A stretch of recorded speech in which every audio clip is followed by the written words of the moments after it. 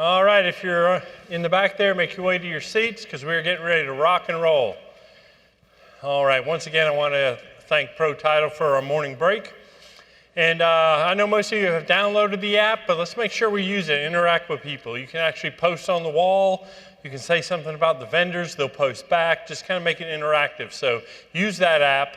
Don't just take it home for a database. Just kind of use it while you're here. Set up appointments, meet somebody for a cup of coffee, or sit together at lunch or whatever. So I think it's called Post on the Wall, and you can communicate. All right, gave you a little tease right before the break of what we had coming up next. And I'm not going to make a big, long introduction because I want to make sure he's here to dazzle you guys. So put your hands together. Help me welcome John Martinez. Thank you. All right, how's everyone doing today? Great. Good. Let's make this interactive. Is that okay? All right, I swore off travel, so this is my last trip for the foreseeable future, so I want it to be fun for everyone. So let's make that happen. The way we can make that happen is by being as interactive as possible. I'll get through the boring stuff quick, and then we'll tell some stories and have a good time. So I'm going to talk about how to buy deeply discounted notes. Anyone have any interest in that? All right. If you could buy notes, let's say, if you could buy any investment for half price, how many do you have to buy to get to your goal? If they're at half price, half as many, right? So that's what we're going to talk about today. I've got this slide deck and lots of other stuff we're giving away at this website here, midwestrev.com/notes. So if you like any of what you hear, go there and you can download the deck and anything else you want. I'll tell you quickly who I am. I work with the nation's top real estate investors, mostly in the single-family space. I think we've worked with now 1,700 investors. Most flip, wholesale, do that type of thing. Most do between 50 and 300 deals a year. We now work with a couple of hedge funds that buy about 3,000 properties a year that we built their sales systems, how they're acquiring properties. And I've trained some pretty famous sales teams, worked with the sales teams of Darren Hardy and Frank Kern, who is my marketing mentor.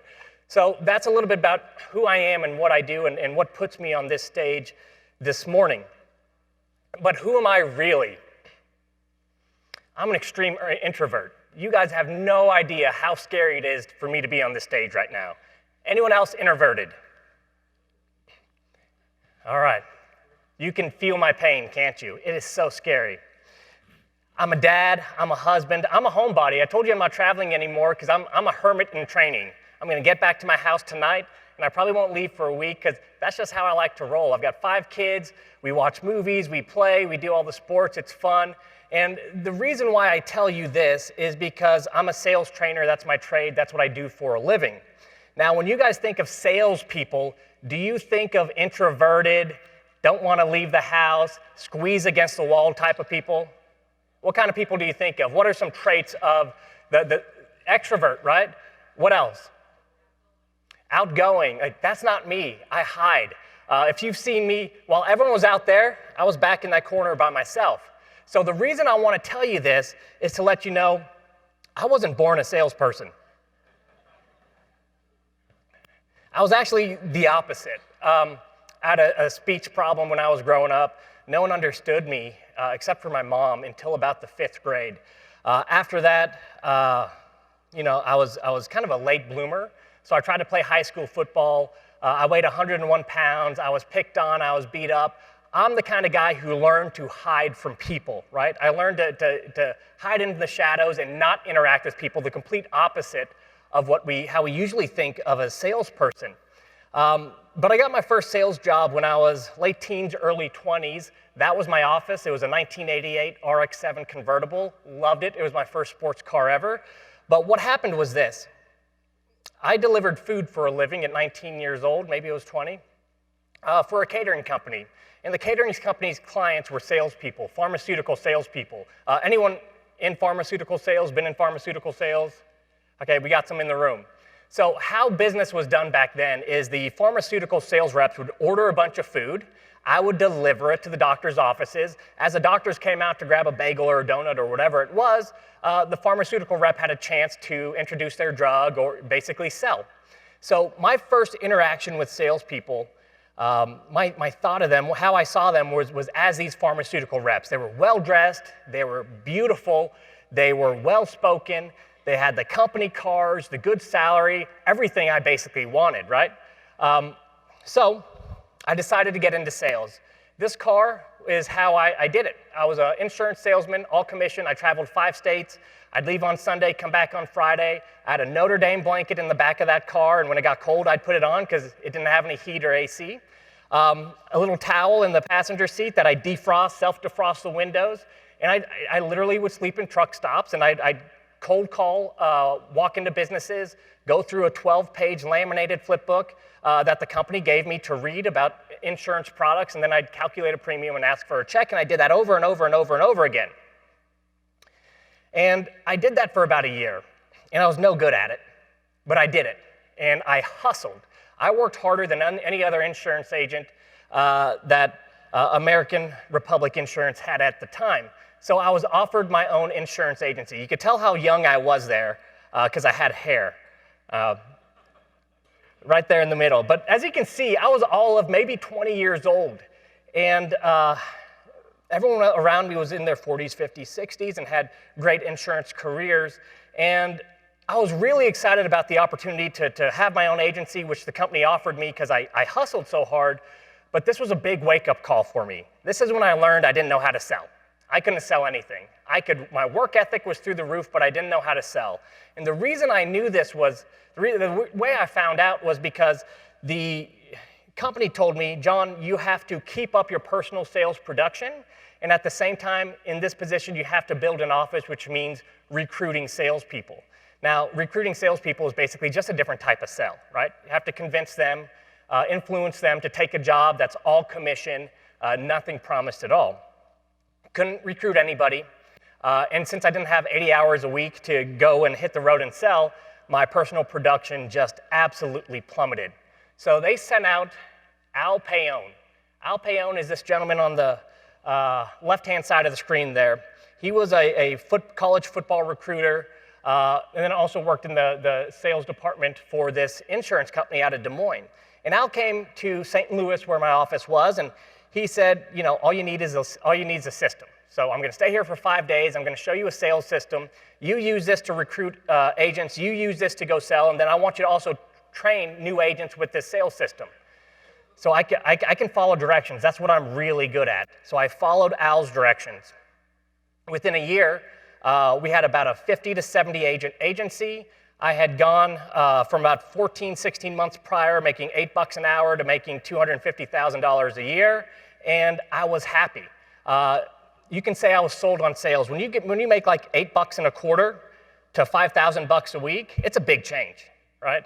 It's a massive change. So I was sold on sales, and more than that, I was sold on process. I knew if I had something to follow step by step, I could make it work. So I spent the last 20 years of my life studying nothing but sales, influence, all the social sciences, neuroscience, a lot of nerdy stuff about how we make decisions and how the brain works.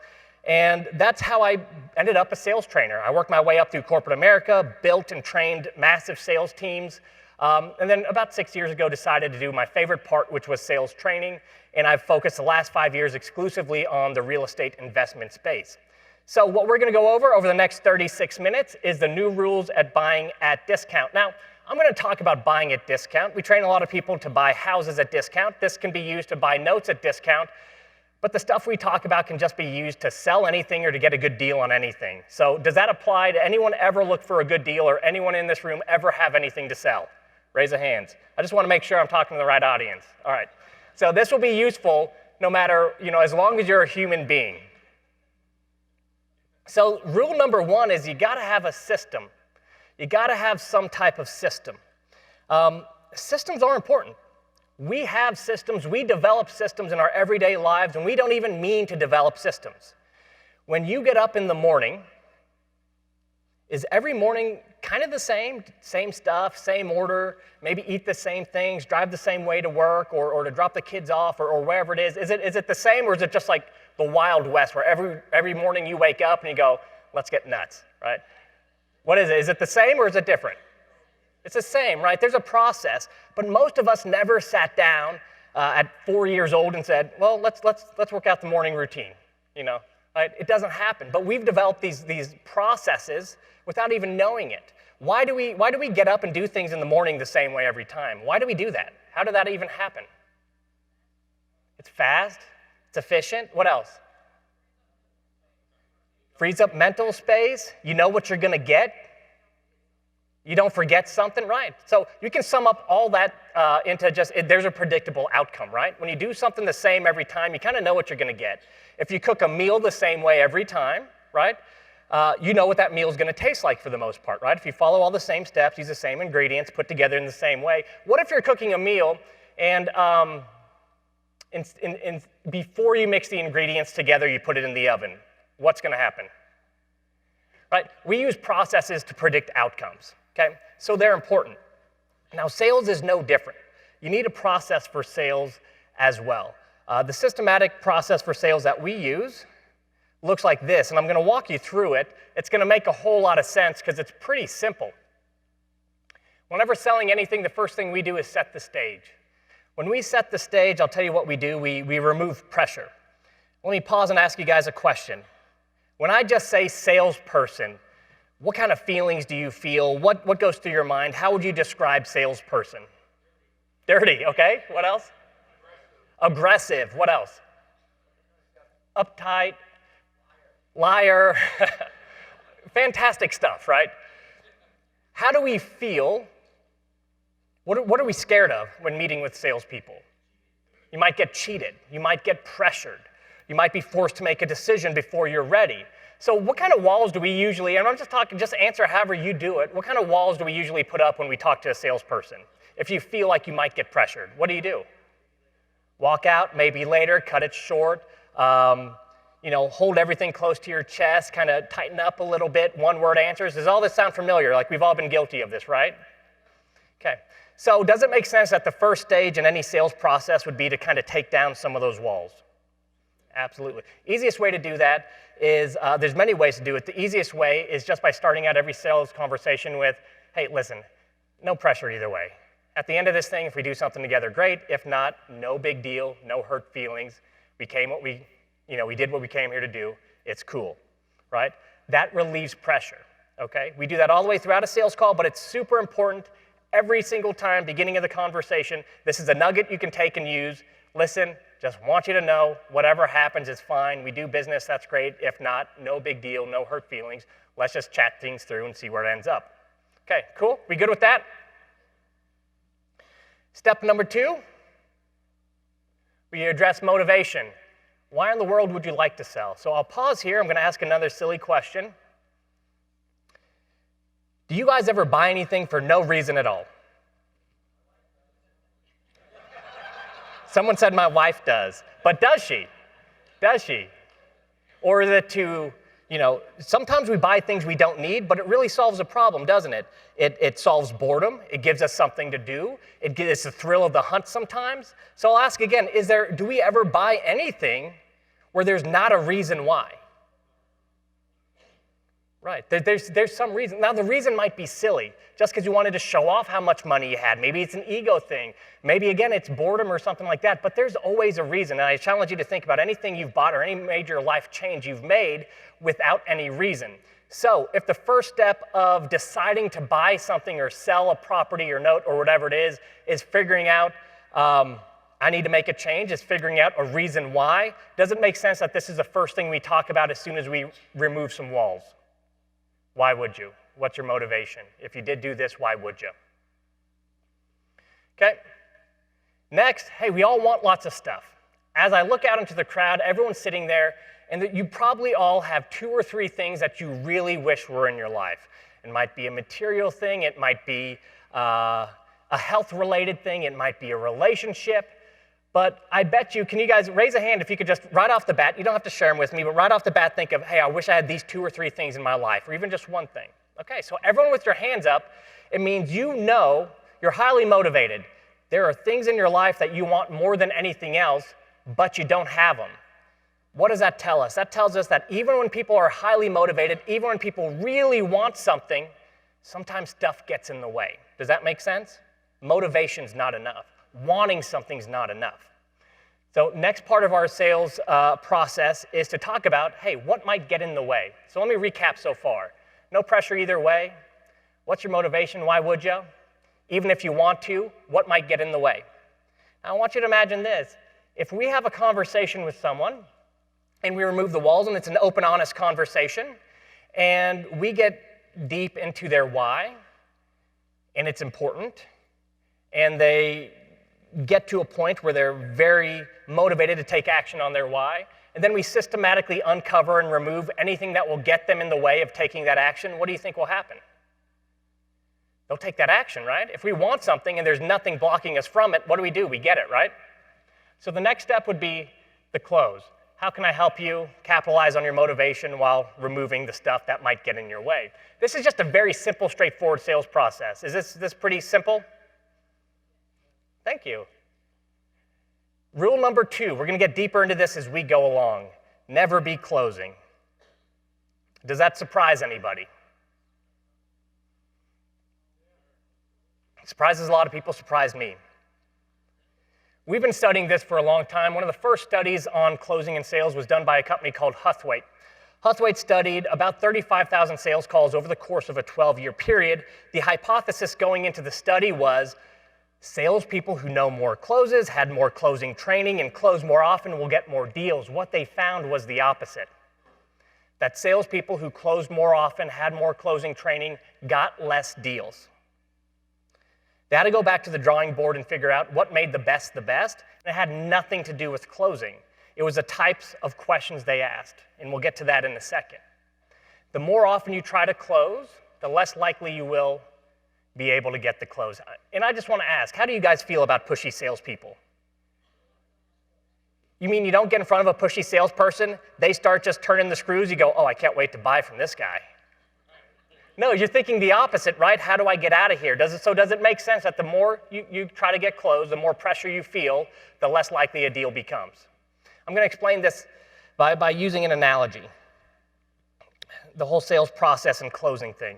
I would argue that closing has no place in sales. I would argue that closing is an outcome. It's not part of a sales process. Closing isn't something that we do to people. Closing a deal is something that naturally happens if we have the right sales conversation, and I'll explain here. I want you to imagine that you're the supervisor of this assembly line.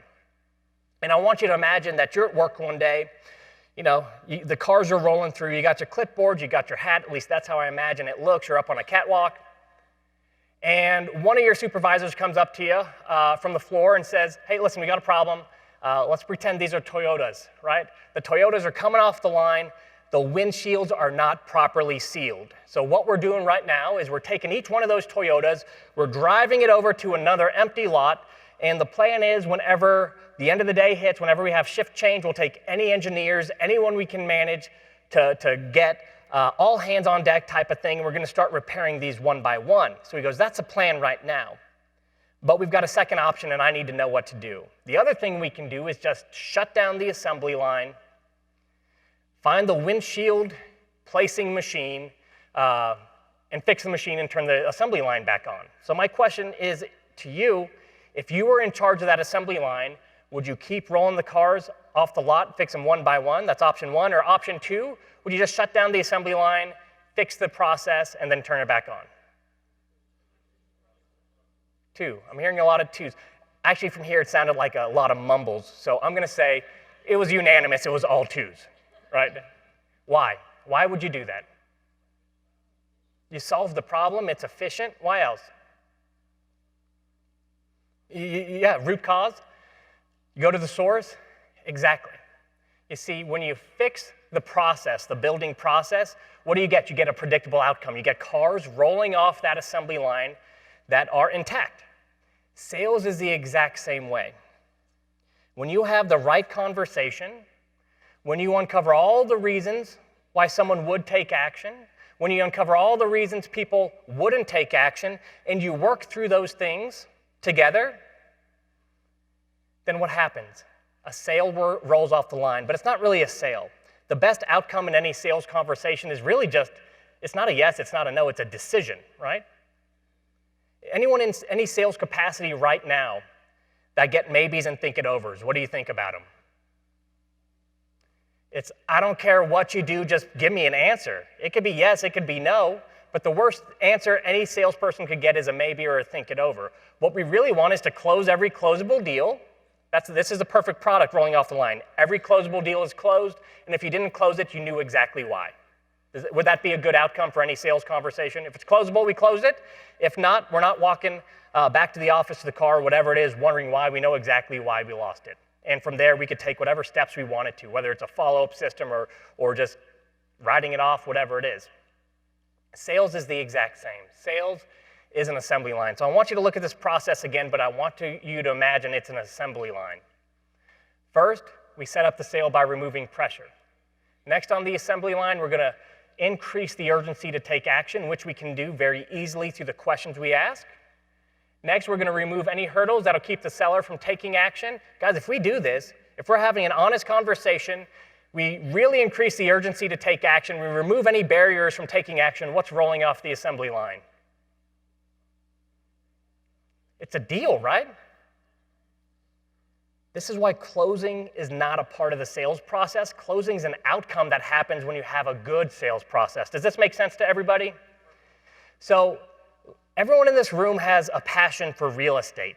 What most people don't know when they get into real estate is a good chunk of this is actually sales, right? We're always selling something, whether it's to tenants, whether we're buying properties, whether we're dispositioning or selling properties. We're always asking for something. We always hope someone sees it our way. We're always hoping for an outcome.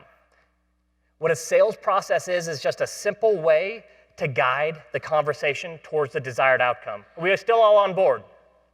All right. Rule number 3, give the freedom to say no. The last thing any salesperson wants to hear is no. The last thing any investor wants to hear is no. So this is absolutely crazy, right? This must be a typo, right? Let's go backwards a step. What do you guys do when you feel pressure from a salesperson? You disappear. The freedom to choose, when it's taken away, we fight for that freedom to choose. It's called psychological reactance. I'll give you some examples. Anyone have kids or had kids 3, 4, 5 years old? Anyone ever tell those children what to do? What happens? Literally the exact opposite, right?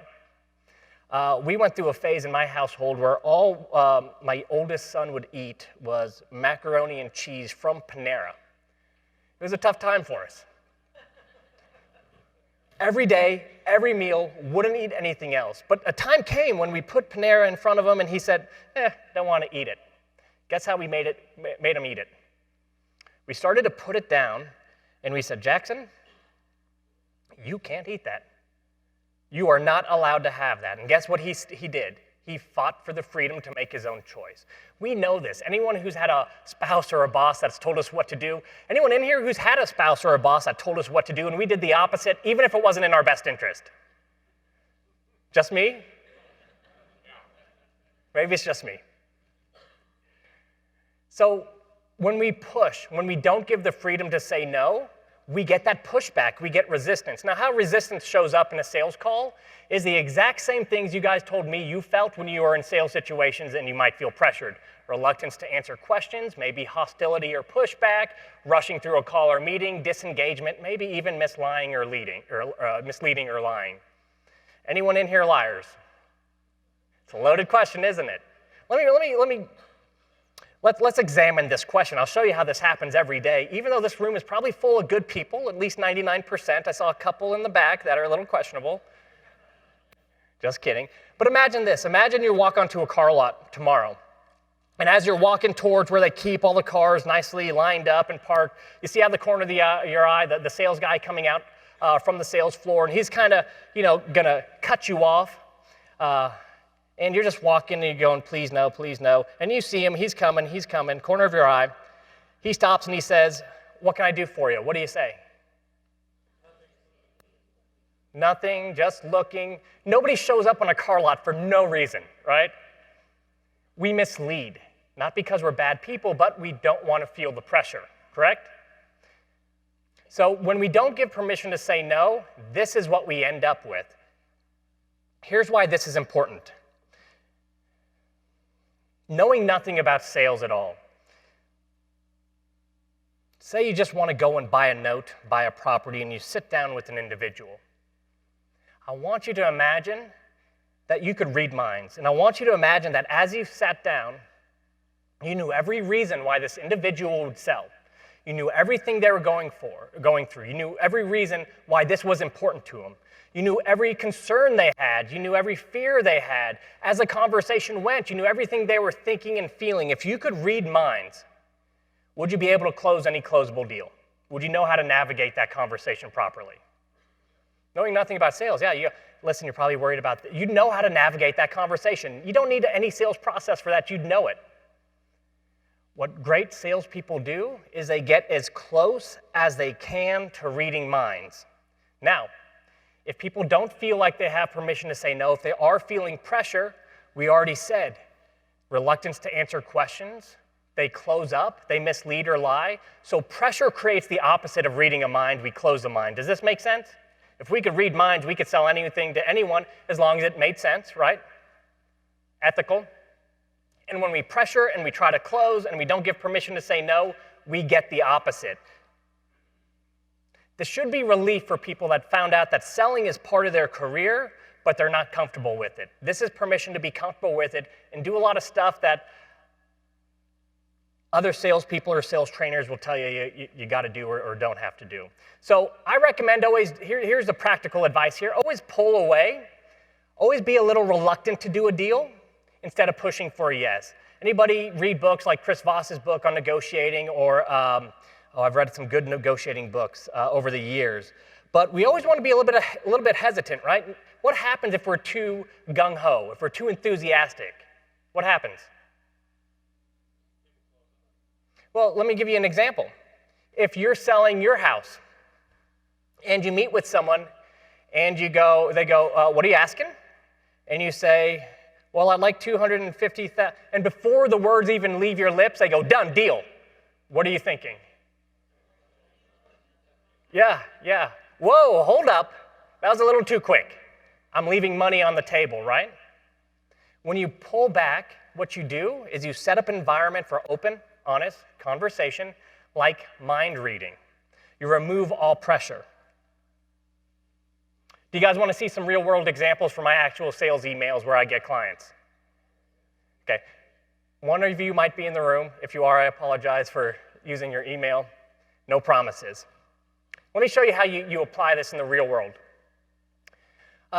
Someone asked for some information about our sales training. I wrote back, hey, here's some basic info about the upcoming training. Today we finalized dates. Now I'm pretty sure the timing isn't right for you all, or maybe for some other reason it's just not a fit or what you're looking for. Perfectly okay. I did want to make sure I got this out to you though, just in case. I try not to make too many assumptions. Am I pushing for a sale or am I taking it away here? Open, honest conversation. The response was, well, I think we're in. Let us know what the next step is. Well, I'm not going to oversell this thing. No, pause right here. Have I said anything good about my sales training? All I did was remove pressure so they can self-discover, right? They said, I think we're in. Is that a commitment? All right, it's not, so I'm going to pull back again. Well, the next step would be to get you onboarded, but I'm not sure we're there yet. Sounds like you might not be 100% certain. I wouldn't expect you to be yet. Do you catch the pullback there? Remove pressure. Well, we've never had sales training before. We like the CG connection. No long-term commitment. It's an easy sale for us, looking forward to it. They sold themselves. They discovered the reasons for themselves why it made sense to do business with me. Does that make sense? I simply removed all pressure so they can figure out what they wanted to do. Here's another example. This one's a bit more extreme. This was from a gentleman by the name of Pete. I remember him well because I kind of got upset about his email. Anyone ever get emails and you're like, did I read this the right way or wrong way? I'm kind of upset. Me again, just me. Here's Pete's email. It says, John, thanks for the info. Looks great. However, my only thought/concern is what sort of impact will this have on my business? Do I need it? I know a couple of guys in my market that do deals. One guy's kind of a jerk when meeting with sellers. He's all numbers, all business. And the other guy is shy, stutters a little bit, but they both do deals. That's how I read this. I read this as kind of a, I don't think you have anything of value for me. Is that how you guys read it too? Okay, making sure I was right there. Pete was pretty negative. Do you think I pull back here? How hard? Oh, I pulled back real hard. Hey, Pete, maybe you don't. If you're not walking away from deals thinking, why didn't I get that one, then I'd say you absolutely don't need it. If you're not losing on price, you definitely don't need it. If you aren't getting maybes, think it overs, or dealing with prospects going dark, then this will do you no good. Man, it sounds like you got it dialed in already, and are winning the deals you want, or at the very least the ones you need. So I'd say keep doing what you're doing. Don't waste your money on something like this. It only makes sense for me to offer help if you need it, and it sounds to me like you don't need it makes sense. Did I say anything great about our sales training? Pete's response was this. John, everything you said in your first paragraph describes my wholesaling business. Those scenarios do happen to me. I can see the value in your services. When's the next class? That's one quick tip about relieving pressure so you can have the right conversation, help people self-discover what their motivation is, and you can help them along the way like I did with Pete. But just a good overall tip, a new rule of buying at discount is don't be so pushy. Have an open, honest conversation as if you were mind reading so you could figure out their reasons they would do business for you. No one's going to do business with us for our reasons. They're going to do it for their reasons. Does that make sense? Number 4, people will decide to sell emotionally and justify their decision rationally. What do you guys think about that? It's kind of tough for me because I can think of every decision I've made in the last 48 hours, where I'm going to go, what I'm going to eat, what I'm going to do, and I could think of a good, solid reason, a rationale why I made each one of those decisions, right? It doesn't feel like it's emotionally driven to me. And when I say emotionally driven, I'm not talking about some fuzzy thing we can't see or touch. I'm talking about the brain's biology. Can we all agree that there's parts of the brain's biology that are responsible for certain emotions?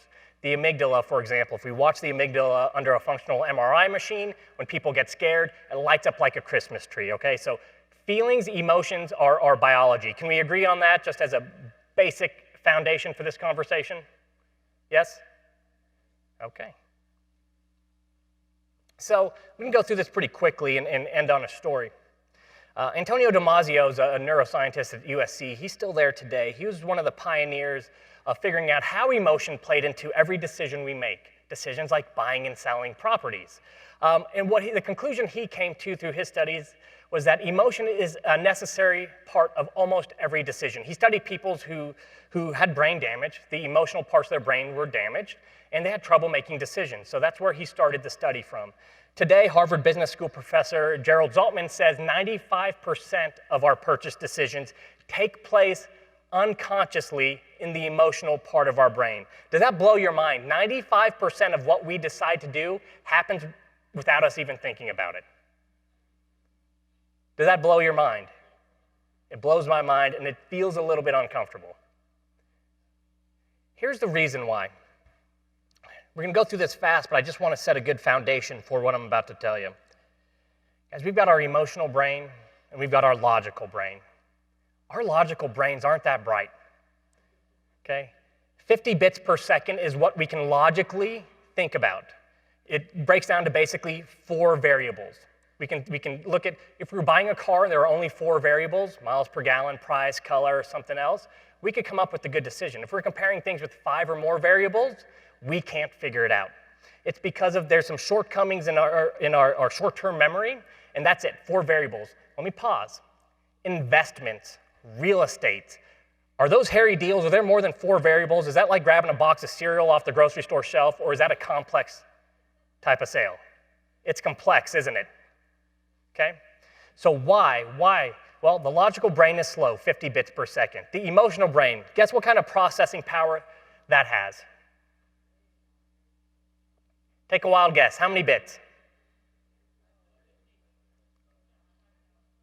11 million bits per second. The emotional part of our brain is basically the supercomputer. So does it make sense that we are hardwired as human beings to make decisions with the strong part of our brain? Does this make sense? It happens to you every day. I'll give you an example. Has anyone ever had a gut feeling, a gut instinct? What do people say about gut instincts? Go with the gut, right? Here's the science behind that. A gut feeling is your emotional brain figuring something out. Now, speech doesn't live in the emotional brain, so our emotional brain figures it out, passes it along to us, but we have no idea why we think what we think. It's just a gut feeling. The reason why it's usually right is because that's our supercomputer brain making the decision. Guys with me so far? I'm getting a little nerdy on you. I really like this stuff, but I know I nerd out a little bit. So we're hardwired to make emotional decisions, okay? The funny thing is, our rational brain, as we think it's rational, we think it's logical. The rational brain's only basic job for these types of decisions, complex decisions, more than 4 variables, is to tell us why we can feel good about the decision our emotional brain made. It's to justify it. What do you think happens if you make, let's say, a buying decision and you can't figure out why that made sense? You know what that's called? Buyer's remorse. Anyone ever make an emotional decision and struggle to find a way to make it make sense and then you just can't live with the decision? It's buyer's remorse. The rational brain has to say, okay, it's okay that you made this decision because of this. When I was 21 years old, I bought a Mercedes. Totally emotional decision. I came from nothing. I was, my classmates, I was the house. I didn't know I was poor, but one winter we spent a lot of time gathering canned goods and stuff for needy families and making these Christmas boxes, and I woke up one morning and one of those Christmas boxes were on my doorstep, and that's how I learned we didn't have any money, right? So for me, that was totally an emotional buy, but I justified it because it had 4 doors. How can anything with 4 doors not be economical and a smart idea? Plus, the resale value. Plus, it's German engineering. Anyone ever make some decisions, maybe they shouldn't have, but found ways to justify them? I'll ask you again. Let's be honest with ourselves. Anyone? Probably a lot of us.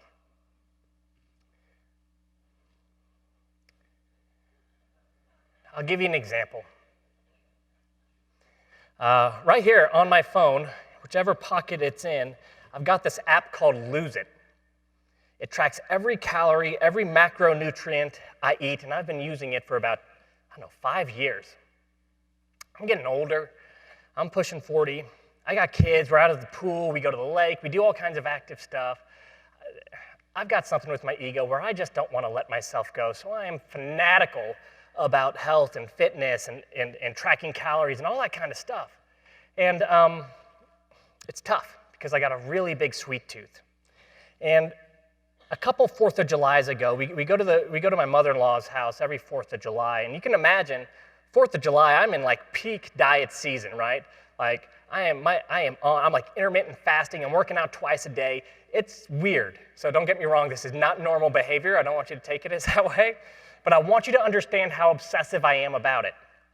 So 4th of July, barbecue, father-in-law's barbecuing, cupcakes sitting there.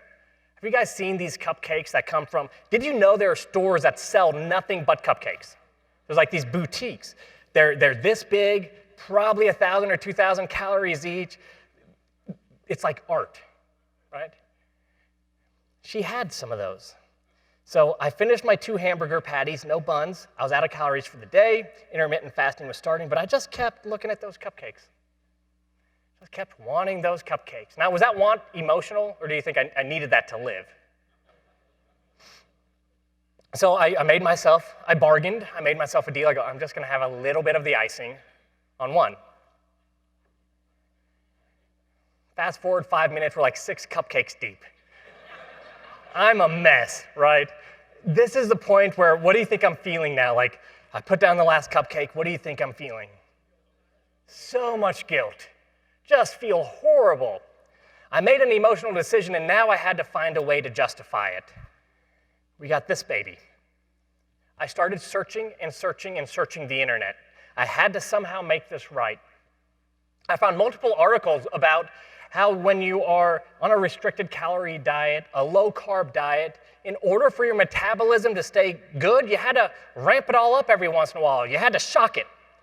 So I took my phone over to my wife and I started to tell her how not only was it not a bad thing I ate all these cupcakes, because she knew, she saw me, said I had to do it. It was just the right thing to do for my health.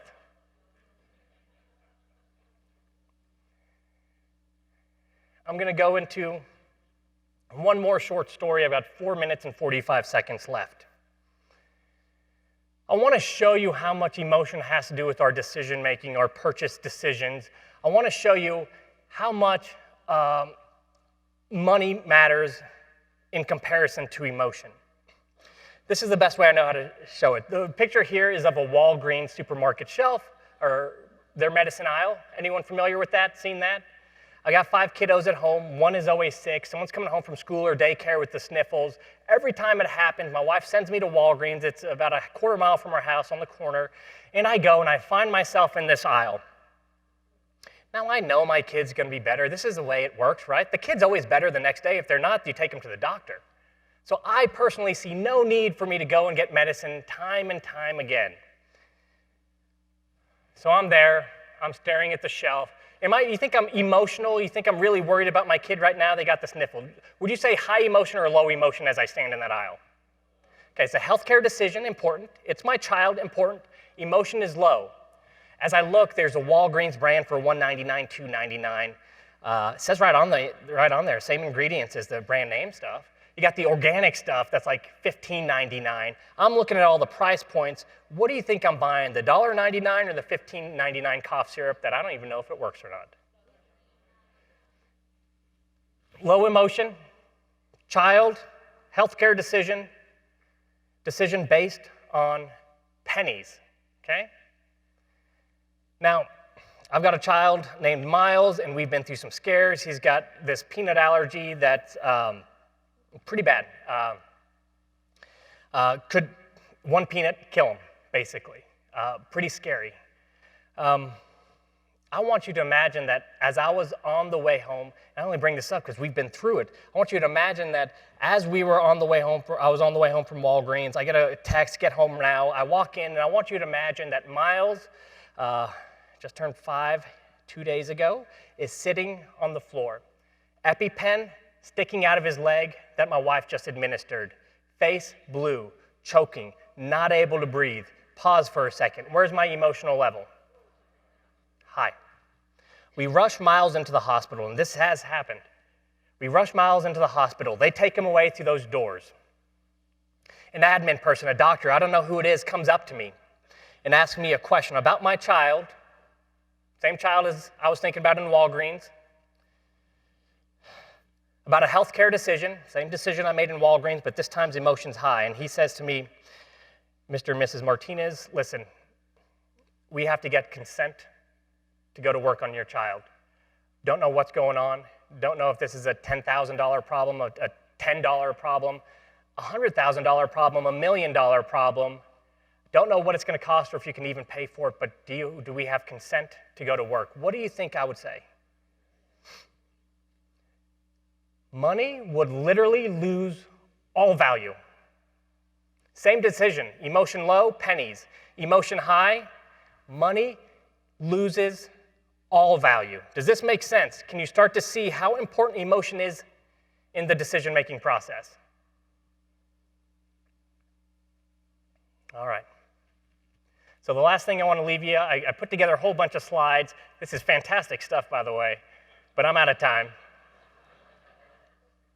Rule number 5, got 60 seconds left. Just give yourself permission to fail. I'm not even talking about sales. It's very important in sales or picking up any new skill. Whether you want to start buying notes, doing whatever you want with real estate and your passion for that, I can guarantee you one thing, you're going to goof up along the way. Right? Can we all agree on that? If you do not start any new venture, giving yourself permission to fail, then you've already failed because you won't do it. If you start anything thinking, I have to do this perfectly or I'm not doing it at all, you won't do it at all. So the one thing I want you to walk away with today is give yourself permission to fail, try something new, and have fun. See you guys.